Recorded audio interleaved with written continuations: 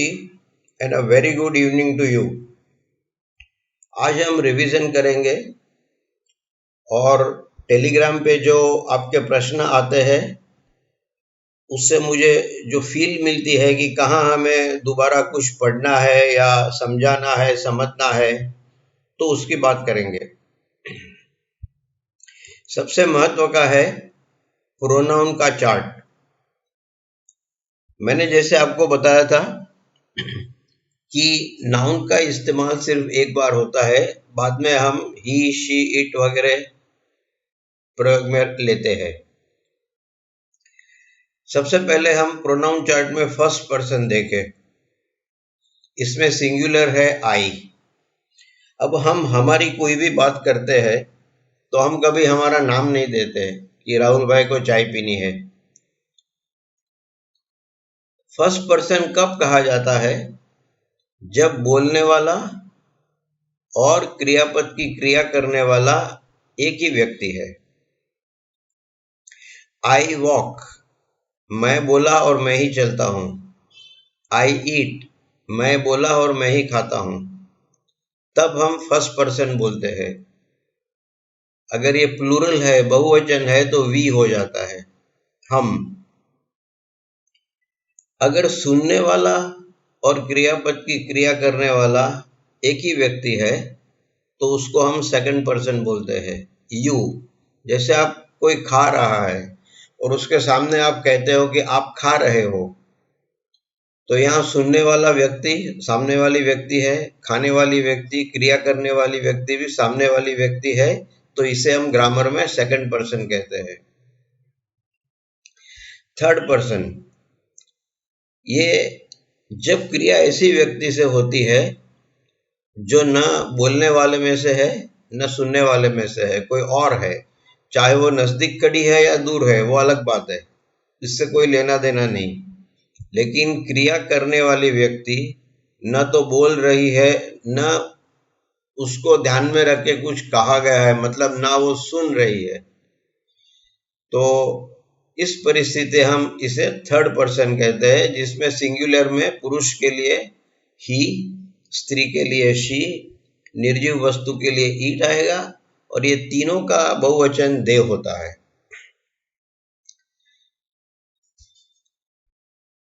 और third person में पहली बार हमें 100% प्रॉपर नाउन का इस्तेमाल करना पड़ता है, क्योंकि जब मैं आपसे बात करता हूं और मैं करता हूं तो फिर भी आप मुझे देख सकते हैं, आप जानते हैं कि कौन हमसे बात कर रहा है। इसी तरह सेकंड पर्सन आप है, मैं आपके सामने खड़ा रह के आपसे बात करता हूं, मुझे पता है मैं किससे बात करता हूं। लेकिन थर्ड पर्सन में मेरे पहले ही वाक्य में मैं ही बोलूंगा तो आपके मन में प्रश्न खड़ा होगा कि ही यानी कौन? अशोक है, महेश है, किरण है, मैं किसकी बात करता हूं? इसीलिए थर्ड पर्सन में लगभग फर्स्ट सेंटेंस में प्रॉपर नाउन वो व्यक्ति का नाम आएगा ही आएगा, उसके बाद हम ही और शी से चालू रख सकते हैं। तो आपको सबसे पहले ये प्रोनाउन का चार्ट समझ लेना है कि बोलने वाला और करने वाला एक फर्स्ट पर्सन, सुनने वाला और करने वाला एक सेकंड पर्सन, और अन्य कोई व्यक्ति क्रिया करता है जो न बोलता है न सुनता है तो थर्ड पर्सन। और आपको याद रखना है कि present tense, simple aspect, third person और सिंगुलर, इसमें क्रियापद के बाद एस आएगा। ये भी मैंने आपको कई बार आपका ध्यान इस पर केंद्रित किया है।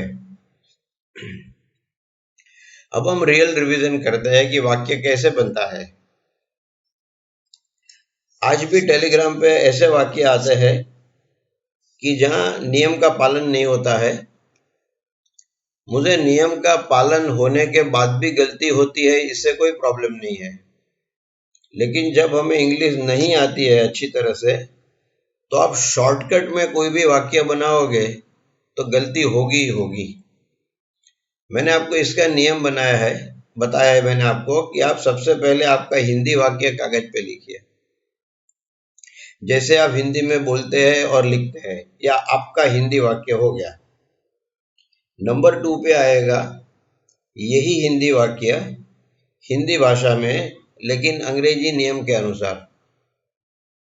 और जब आप नंबर 2 का ट्रांसलेशन नंबर 3 में करेंगे इंग्लिश सेंटेंस में तो आपकी गलती कम हो जाएगी। लेकिन आप सीधे नंबर 1 से नंबर 3 पे आने का प्रयत्न करेंगे तो गलतियां होती रहेगी। वाक्य बनाने का प्रोसेस क्या है? सीरियल नंबर 1, सबसे पहले हमें क्रियापद ढूंढना है कि वाक्य में क्रियापद कौन सा है। जहां छोटा सा वाक्य है जैसे मैं चलता हूं, मैं खाता हूं, मैं पीता हूं, मैं लिखता हूं, इसमें कोई प्रॉब्लम नहीं है, ये क्रियापद हमें आसानी से मिल जाते हैं। लेकिन जब वाक्य में 2 क्रिया की बात होती है तो आपको ढूंढना पड़ेगा कि हम जिसे क्रियापद कहते हैं वो कौन सा शब्द है। तो इसका मैंने आपको एग्जाम्पल के द्वारा मैं आपको समझाऊंगा। सीरियल नंबर 1 में मैंने आपको एक एग्जाम्पल दिया है कि मैं खाना, पीना, लिखना, बोलना चाहती हूं। इसमें 2 क्रिया है। हम समझो सबसे पहले खाना शब्द लेते हैं,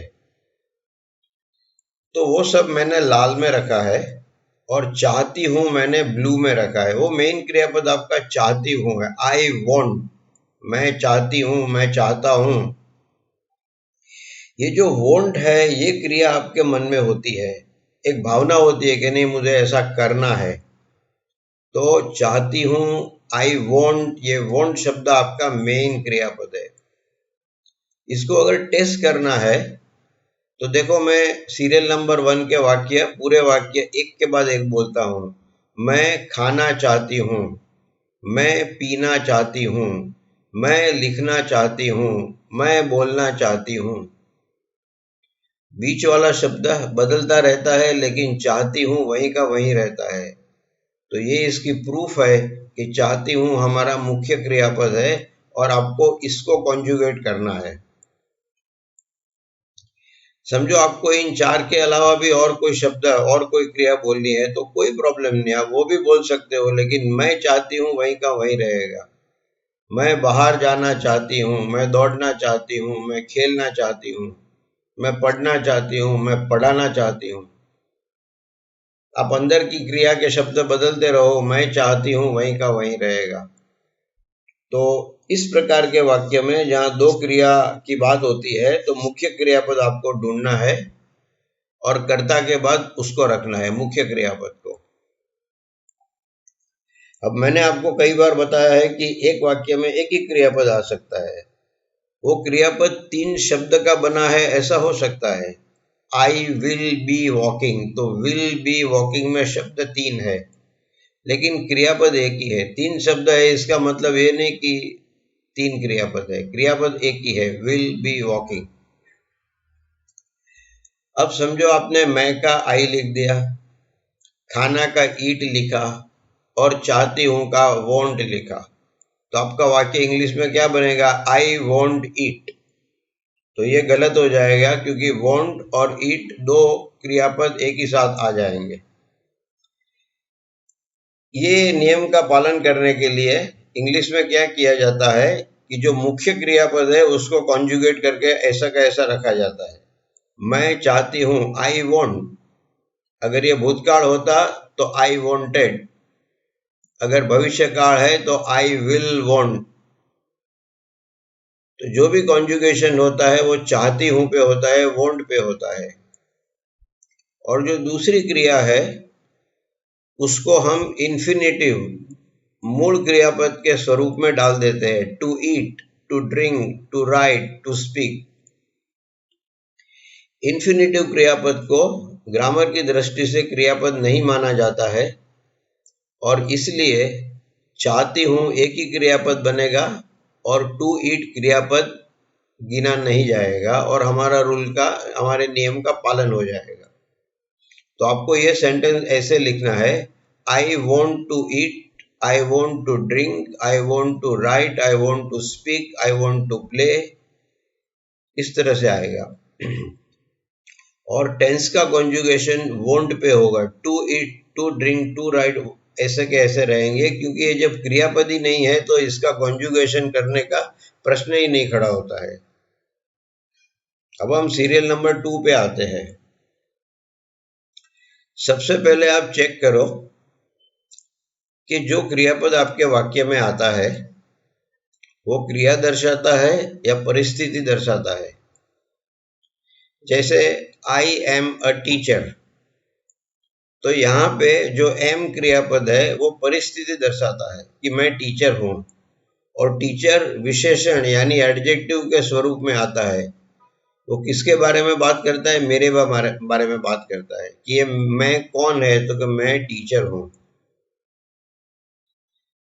तो ये अलग प्रकार का वाक्य है और क्रिया वाला अलग प्रकार का वाक्य है। मैं यही वाक्य मैं टीचर हूँ थोड़ा बदल के क्रिया डाल के भी लिख सकता हूँ। आई टीच, मैं पढ़ाता हूँ, तो यहाँ पे क्रिया वाला क्रियापद हो गया। अब जो परिस्थिति वाले वाक्य है उसमें जो एडजेक्टिव सिवाय के वाक्य है, एडजेक्टिव यानी मैंने अभी जो एग्जांपल दिया, I am a teacher, I am a doctor, you are an engineer, तो ये सब परिस्थिति वाले वाक्य है, लेकिन इसमें एडजेक्टिव का प्रयोग होता है। जब आप किसको बोलते हैं कि that man is a doctor, तो आप दैट मैन के बारे में डॉक्टर शब्द द्वारा, डॉक्टर एडजेक्टिव द्वारा कुछ अधिक जानकारी देते हैं, इसलिए वो एडजेक्टिव है। लेकिन परिस्थिति का वाक्य है, परिस्थिति का क्रियापद है और एडजेक्टिव नहीं है, तो डमी प्रोनाउन आएगा। दूध है, देयर इज मिल्क, पानी है, देयर इज वाटर, सेब है, समझो घर में मेहमान आए हैं तो घर में 5-6 सेब पड़े हैं, काम हो जाएगा। आज उनको उपवास है, खाना नहीं खाने का, और कोई फल दे देंगे उनको, तो इसका आर हो जाएगा। घर में 5-6 सेब पड़े हैं, तो हम देयर इज एन एप्पल नहीं कहेंगे, हम कहेंगे देयर आर एप्पल्स। प्रवाही का तो खैर बहुवचन होता ही नहीं है, तो देयर आर मिल्क कहने का प्रश्न ही नहीं खड़ा होता। प्रवाही हमेशा इज आएगा, चाहे आपके पास 100 ग्राम दूध है या 10 लीटर दूध है। तो there is milk, there is water, there are apples, there are books. इस तरह से हम डमी प्रोनाउन लेके ग्रामर का नियम का पालन करेंगे, जिसमें कर्ता होना बहुत जरूरी है।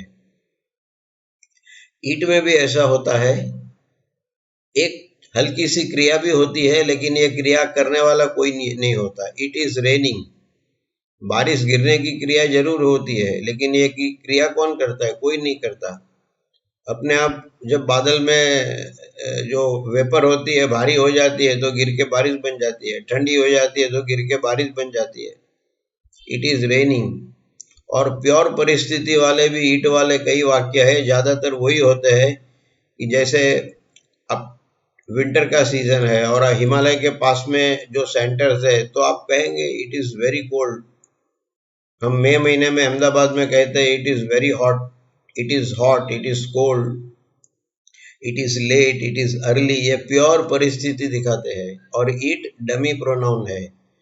तो आपको हिंदी वाक्य में देखना है कि मेरा क्रियापद क्रिया वाला क्रियापद है या परिस्थिति वाला है, और उस हिसाब से आपको कर्ता यानी सब्जेक्ट चुनना है, पसंद करना है। सीरियल नंबर 3, आप सब्जेक्ट ढूंढो। अभी मैंने टेलीग्राम पे ऐसे कई वाक्य पढ़े जिसमें सब्जेक्ट है लेकिन लिखा नहीं है। मुझे इससे कोई प्रॉब्लम नहीं है अगर नहीं लिखा है तो, लेकिन जब आप शुरू में पढ़ रहे हैं, बेसिक इंग्लिश सीख रहे हैं, तो आपको सब्जेक्ट भी लिखना चाहिए। कल मार्केट जाएंगे, आपको तकलीफ होगी ऐसा वाक्य लिखेंगे, तो आप पूरा वाक्य लिखोगे, कल हम मार्केट जाएंगे।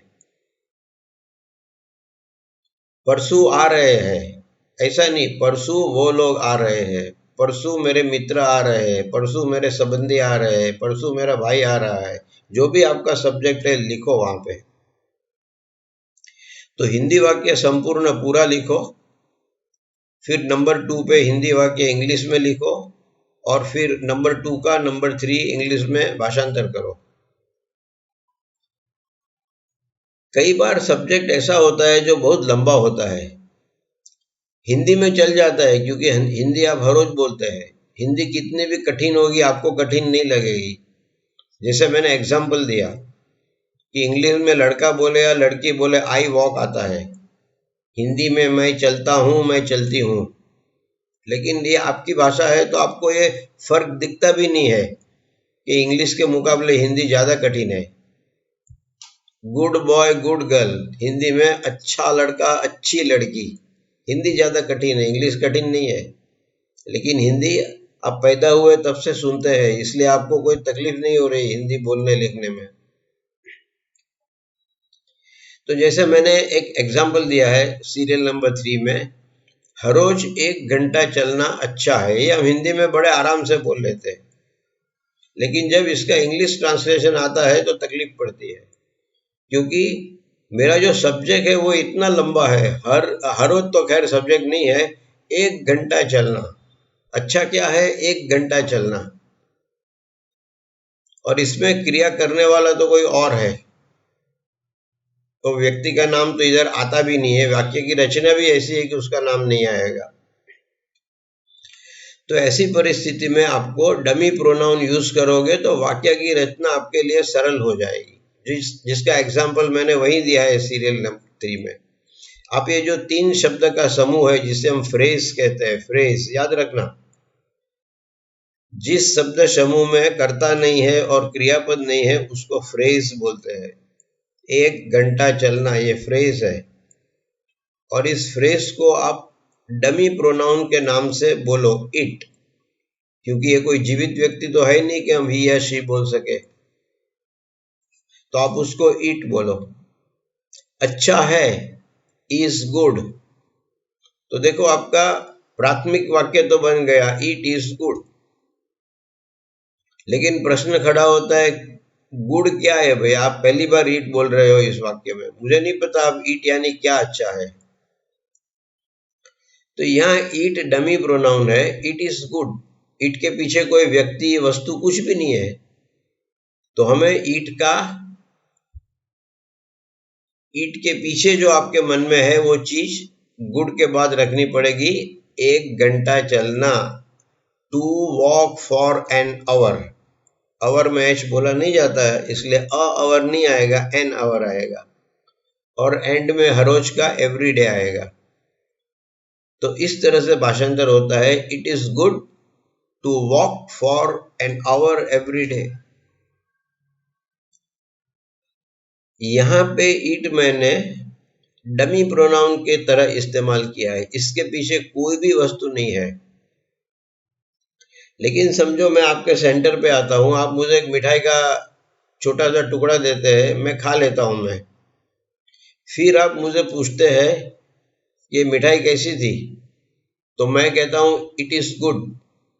तो यहाँ पे ईट के पीछे मिठाई है, वो जो आपने मिठाई मुझे खाने के लिए दी, इसकी बात हम करते हैं।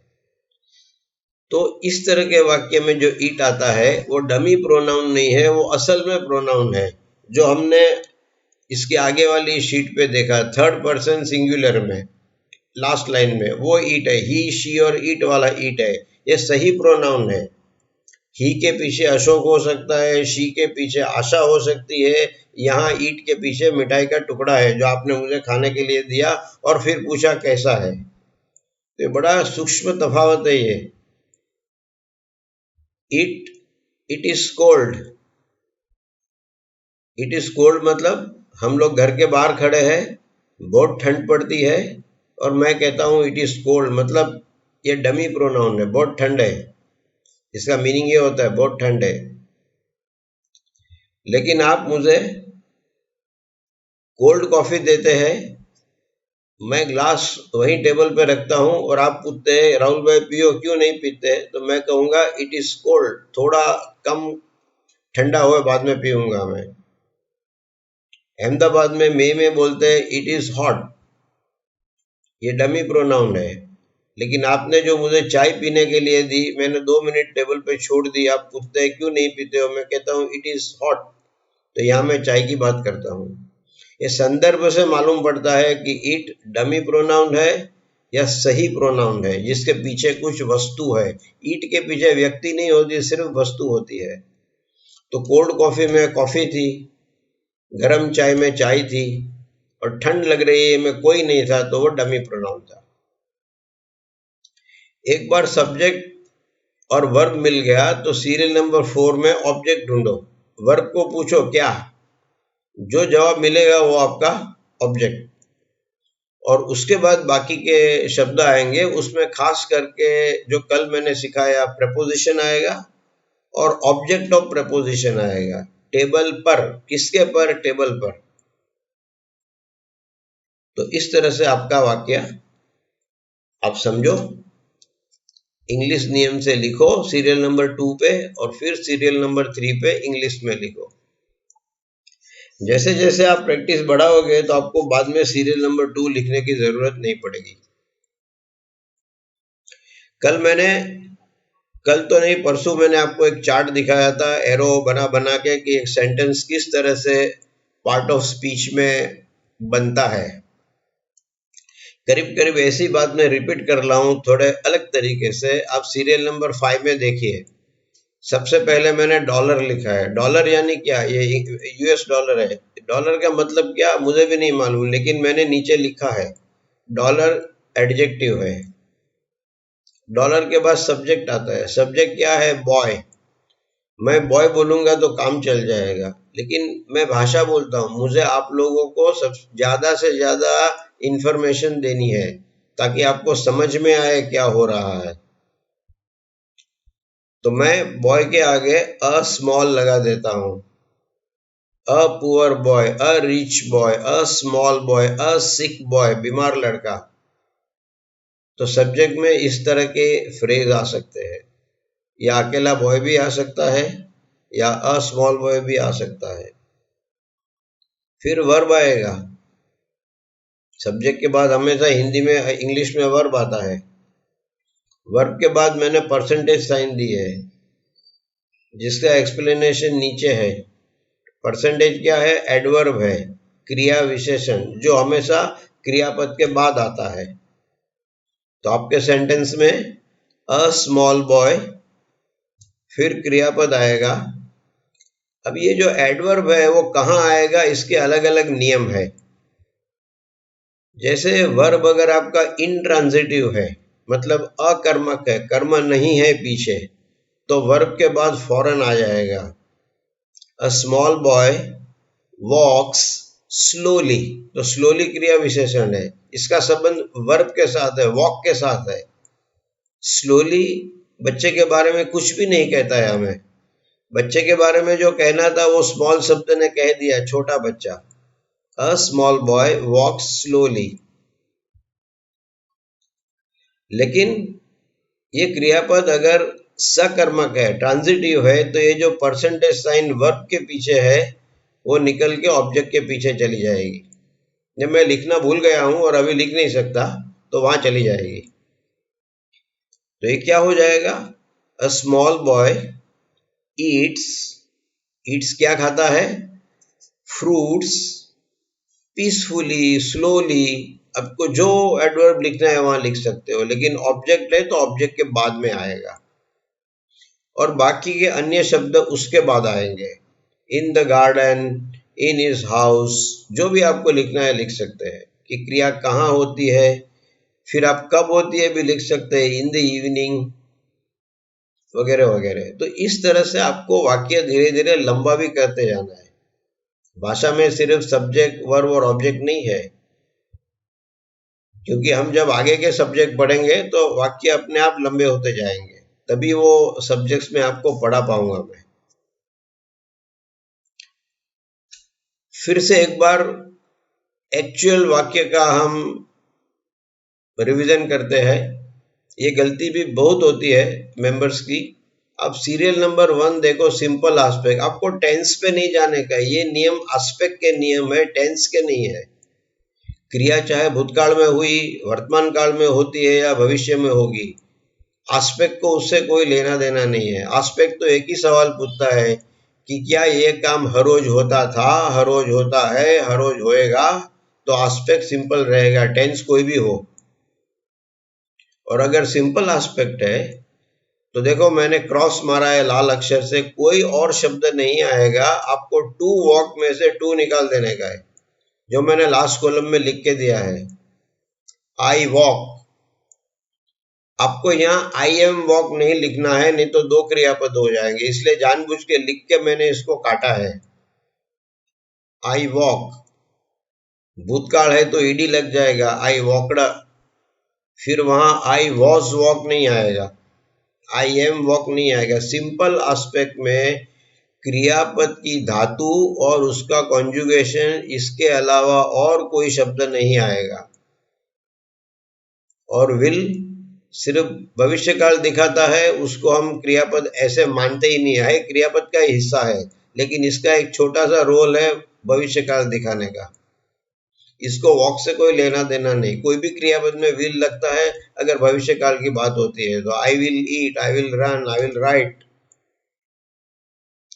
तो ये चित्र, ये खास करके ये शीट बहुत महत्व की है। ये आपके मन में ये चित्र बैठ जाना चाहिए कि सिंपल एस्पेक्ट है तो सिर्फ क्रियापद का धातु आएगा और उसका कॉन्जुगेशन। अब हम कंटिन्यूअस पे जाते हैं, तो देखो टू बी है, टू बी का कॉन्जुगेशन मैंने नीचे दिया है। वर्तमान काल में एम इज आर, भूतकाल में वॉज वेर, और भविष्य काल में बी आएगा। और आपको क्या करना है, वर्ब के पीछे आईएनजी लगा देना है।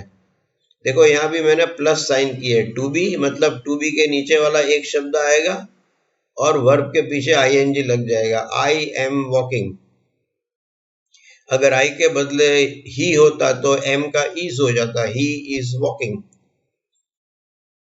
अगर बहुवचन होता तो आर हो जाता, boys are walking, we are walking.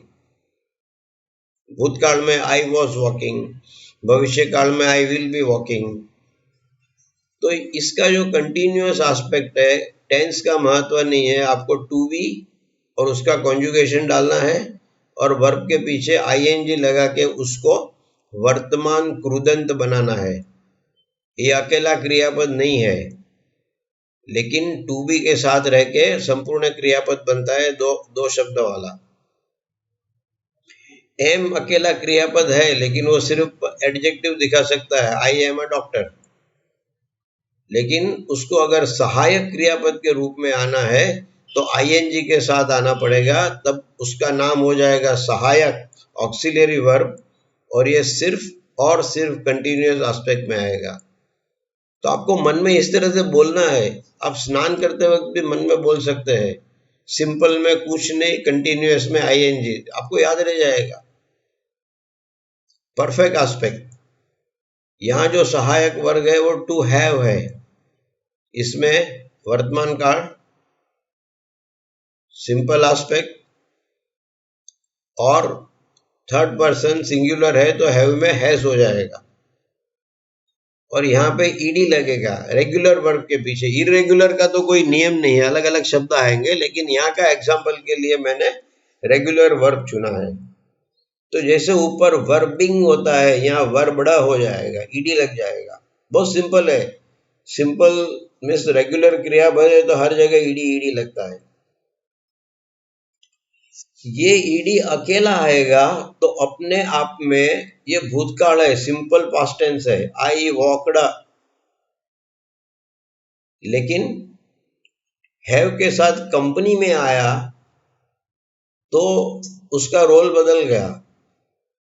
I walked भूतकाल, आई हैव वॉकड भूतकृदन पास्ट पार्टिसिपल। वही शब्द है जो मैंने प्रश्न पूछा था कि मैं कौन हूं, पिता हूं या पुत्र हूं। मैं दोनों हूं, पुत्र के लिए मैं पिता हूं, पिता के लिए मैं पुत्र हूं। तो संदर्भ से इंसान का रोल जाना जाता है कि हम किस संदर्भ में बात करते हैं।